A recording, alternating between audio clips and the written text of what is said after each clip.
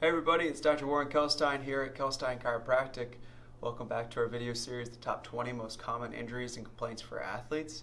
In today's episode of ankle sprains, we're going to be talking about how they happen, what to do if they happen, and then also simple things that you can do at home if you've had an ankle sprain to help strengthen and stabilize your ankle.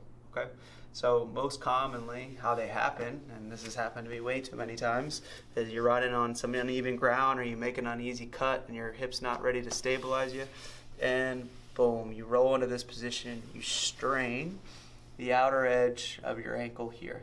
Okay, so that is called an inversion sprain. Most common way to sprain the ankle. Okay, so there's certain things that are here called ligaments that help stabilize your ankle. Those ligaments help support the outside of your ankle when you're trying to put pressure outwardly this way.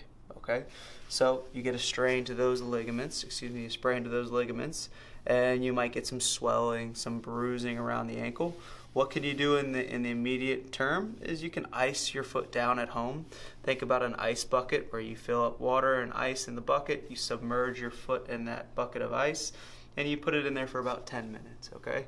Another thing that you need to make sure that you do is that as soon as the pain starts to decrease and you can start to get some range of motion back, that you start to explore that range of motion, okay? That helps with some of that. One, helps speed up the healing time, and two, you have to recover that range of motion so you can have a functioning ankle again, right? Simple way to improve ankle mobility is just to rock back and forth in what's called plantar flexion and dorsiflexion. So if I take my hand and I cup around this front of the ankle here, like so, and I take my other hand and I put my hand behind my ankle, I can put a little pressure here and rock my knee forward, keeping my heel on the ground, and I'll come from the side to show you, and come back. So I push this way with my top hand, and I mobilize, or I move the ankle back and forth with good support. Okay? That's a nice way to get better range of motion in that, what's called your mortise joint. Okay? Another thing that you can do is what's called the alphabet. Ever heard of it? Yeah, definitely. So the alphabet is something that's simple to do, and really what I want you to do is just think about moving the ankle in all of its ranges of motion. So I'm just going to do it through the alphabet. So it's A, B, that's a big C, you get the point. So doing that for about a minute of just going through different letters and mobilizing that joint is the first step to getting your ankle to feel better, okay? Once you've started to get better range of motion in your ankle, something that you need to do afterwards is to stabilize your ankle, right? So there's a lot of muscles as well as ligaments that help support the ankle, right?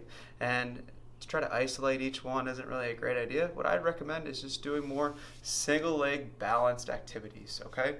So the first thing you can do if it's really been, if you really have a lot of instability in the ankle, is get to a corner of a wall and hold the wall for some support.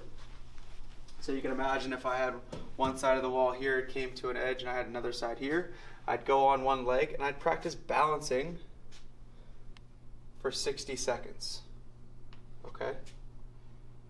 And this is meant to be a way to help strengthen those stabilizers.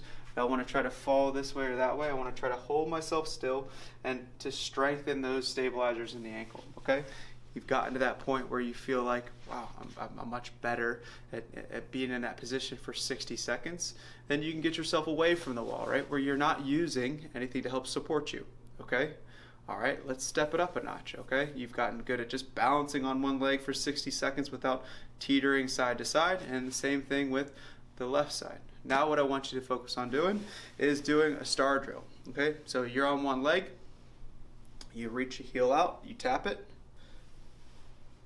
a little bend in the knee, make sure there's a bend in this down knee, reach it out, tap it, reach it out, tap it, tap across, tap behind, take a break.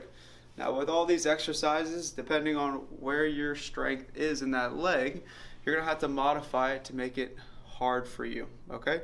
So it should be challenging, but you shouldn't be feeling any pain in the ankle when you do any of these exercises. Once you feel like you're very competent with those exercises, you're not getting any discomfort or pain, and you want to take it up another notch, right? You can start to challenge the leg with a little bit more of an explosive activity, okay? So just a simple side-to-side jump drill is really helpful for challenging the ankle and stability. So I'm going to start from this side of the mat. Very athletically, I'm going to try to jump from this side to this side and land on one leg. Oh, he can. Cam got excited for that one. Then I'm going to go ahead and switch to the other leg. Again, repeat. See how I'm focusing on controlling my landing nice and soft, and I'm landing side to side. Catch myself from falling and land. And as you get better and better at that, you can increase the distance side to side. So those are some simple ways to help strengthen an ankle after you've had an injury like an ankle sprain, okay? Just remember, range of motion first, stability second, and then think about strength finally. Thanks for watching this episode 2 of the top 20 most common injuries for athletes. If you have any questions, please post below or comment if you'd like me to talk about something different.